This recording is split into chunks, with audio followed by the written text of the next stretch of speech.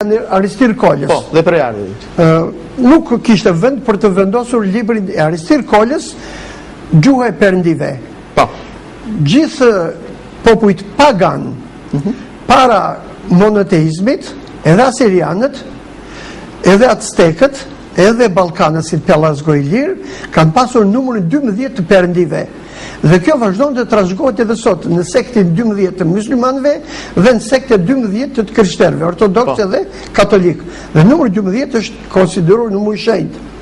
Nga të 12 perëndit të ashtu quajtur greke, që nga Afrodita, Zeu, Kroni e tjerë, të gjithë Aristir Kola me përjashtim të Poseidonit, të gjithë i shpjegon në gjuhën shqipe. Dhe përderisa i shpjegon në gjuhën shqipe, dhe unë kam guximin që shumë emra dhe ata të luftës së Trojës i shpjegojnë me gjuhën shqipe, që nga Aleksandri, Aristoteli, Kassandra, Hektori, Priami, Hekuba, Akili, i shpjegojnë nëpërmjet gjuhës shqipe. Dhe Akili ka përjadhe në gjuhën shqipe. Edhe Akili. Zgjat që kjo po unë do të them shumë shkurt. Shumë shkurt, lutem. Nuk ka qenë në atë kohë tradit që ne të themi Beni, Ceni, Tomi, por në atë kohë ndërtimi i emrave ka qenë në formë të një fjalie. Unë po t'jam vetëm aty që është me pranueshme ndër të gjithë studiosit. Fjala Aleksander është një fjali e tërë. A, le, si një andër. Ose Kassandra, motra e tia. Sepse për para se të litë Aleksandri Madhe Maqedonis, emri Aleksandr është trashëguar si djali i Priamit dhe ka dhe emri Menelau. Është ai që shkaktoi të ashtu quajtur luftë të Trojës. Dhe kishte emrin Aleksandr. Dhe kjo do thotë, është lerë si një ëndër, ose Aristoteli, ose Kleopatra. Të gjitha këto qëndrova tek Akili. Tek Akili, po. Për mua, gërma A e gjuhës shqipe, e dialektit veriut, është gërmë e shenjtë. E shenjtë në kuptimin e vërtet fjalës, sepse gjuha shqipe vjetër vjen nga dialekti veriut dhe greqishtja e sotme nuk është gjë tjetër veçse gjaketa e vjetër e shqipes e kthyer përmbys. Dhe ata rolin e as e kanë të jashtëzakonshëm dhe fjala a do thotë është, siç themin dhe a tunana, a e smut, është e smur, dialekti veriut. Dhe kjo është trashëguar që nga brezat e kaluar. Akili ka shumë shpjegime, unë jep shpjegimin tjetër. Është ky yll. Është ky yll. Aristoteli, aja është ari, do thot floriri, që kishte edhe konceptin e shigjetës, tu teli tek Aristoteli. Ose e tjera ka shumë emra. Atëherë, për të mos dalë jashtë temës, po përqendrohem brenda kësaj teme. Si shikoni, ju lutem, ka një betejë gjuhësore këto kohë midis së gegnishtes dhe toskërishtes, brenda përbandar shqipes. Shkurtimisht, si e shikoni këtë lloj përplasje, nuk dua të futem politik, por si e shikoni përplasjen e gjuhës të variantit e para njerë që del nga kuadri pellazgjishtes. Po, thash, më lindi e drejt, do më thëmë më lindi e drejta, më lindi natyrshëm pyetja në këtë moment, duke pasur parasysh këtë shpjegim që ju dhatë si prejardhi, do më thëmë nga gjuha veriore e gjithë. Dhe greqishtja është më afër dialektit veriut se se dialekti jugut, sepse ka një teori Nermi Vlora që kur janë zhdukur etruskët, një pjesë prej tyre kanë ardhur në vendin e tyre të parëve dhe kanë dhënë Shqipërinë e jugut. Dhe ajo jep një gjeografi dhe një hartë të konkordancave, të pikave të takimit të emrave, siç është Toskana dhe Toskria, dhe emra të tjerë që rrjedhin nga një vend. Ndërsa dialekti veriut ka lëvizur shumë pak përpara dhe ka mbetur konstant në fjalët më të lashta dhe më të vjetër dhe më të bukura. Para se sa të vete të ky problem politik, do të them, gjuha shqipe është gjuha më e koncentruar që njihet në globin toksor, sepse vetëm me dy gërma jep një koncept. La, le, le, dal, del, dil, ha, pi, ri, fle, iki, shko, sku. Pra, është shumë e koncentruar dhe janë të rralla fjalët që themi neve sot me bashkime. Lam të mirë, miru pafshim, tu jetjeta e tjera. Për sa i përket pyetjes tënde, e para që nuk duhet i futem, por mund të them që ky është një kazus, është një çështje brenda për brenda të njëjtës forcë politike, të cilët duan të fyejnë njëri tjetrin gjëja me dialektin e gjuhës shqipe. Dialekti i gjuhës shqipe, përderisa Idrisa Jeti, një akademist i jashtëzakonshëm, Fatmir Sejdiu, ish presidenti i Republikës Kosovës, Fatmir Thaçi dhe të gjithë njerëzit e kulturës së Kosovës flasin normën e gjuhës letrare shqipe, kjo është element të bashkimit dhe unitetit të kombit dhe nuk është element përçarje.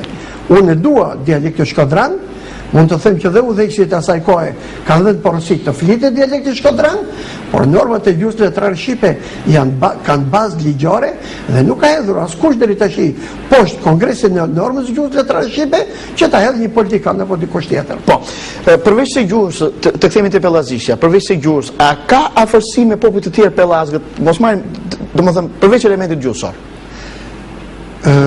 Jo thash pak më përpara që elementet e gjuhës shqipe, mos e duket çudi kjo që do t'ju them, Giuseppe Catapano, që është një arbresh, ka shkruar një libër me titullin Toti parlava l'albanese, Toti flisë shqip, dhe na çon gjuhën shqipe 12.000 vjet përpara.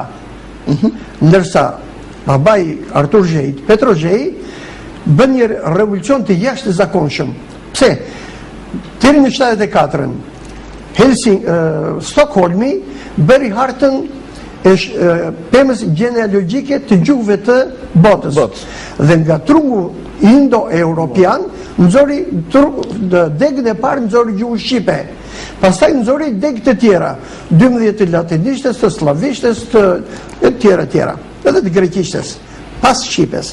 Ndërsa Petro Xhej hedh idenë tjetër në bazë të një studimi matematikor, filozofik dhe simbolik, hedh idenë që gjuha shqipe nuk është e para, po është themeli, sepse dhe indishtja ka lindur nga gjuha shqipe. Por për këtë duhet të marrësh dhe të lexosh të dy librat e Petro Xhejt, të cilat kam pasi kënaqësi, jo vetëm pse kam bler 32.000 lekë, por sepse është një teori shumë interesante që favorizon gjuhën time, gjuhën e kombit. Profesor, ju përmendni librat, përmendni vlerën e të hollave, natyrisht me humor, sepse libri është i paqmuar. Por ku i bazoni hipotezat tuaja, përveç se këtyre që keni përmendur tani? Po përmendni disa hipoteza dhe ku i bazoni? Po. I dashur i nderuar Beni, kam 11 vjet që po zhvilloj një universitet në shtëpi. Mos duket çudi, kam rreth 93 libra të lexuar, një pjesë janë këtu. Një pjesë nuk i futëm dot në studio, që kemi realist. Nuk i futëm dot në studio, nuk është problem, dhe unë i mbështes te autorët greko-romak. Dhe nëse greko-romakët dhe deri tek Mati Aref, deri tek dy vajzat e mrekullueshme fjerake,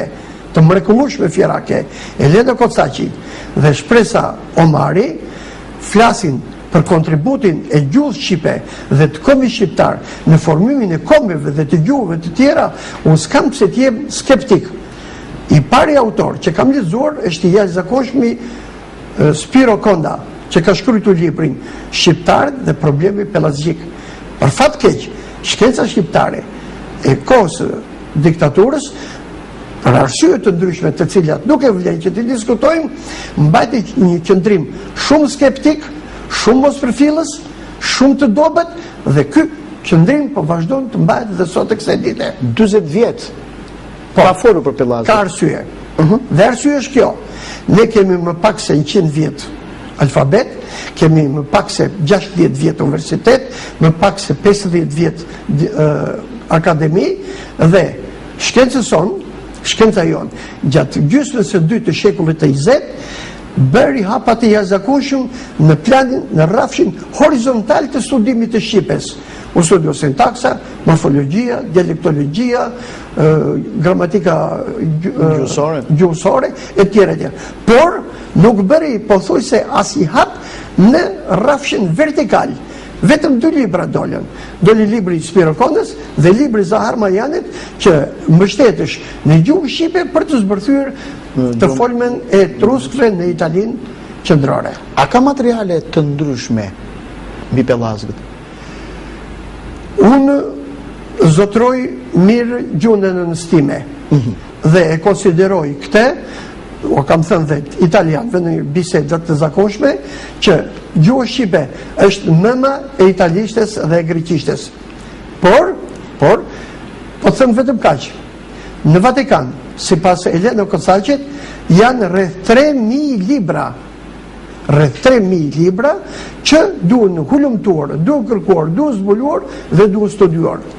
Në sepetet, në bibliotekat e Athinës dhe të gjithë Greqisë, ka sasire të pafundme libra që flasin për lashtësinë e gjuhës shqipe dhe për marrëdhëniet midis shqipes dhe greqishtes.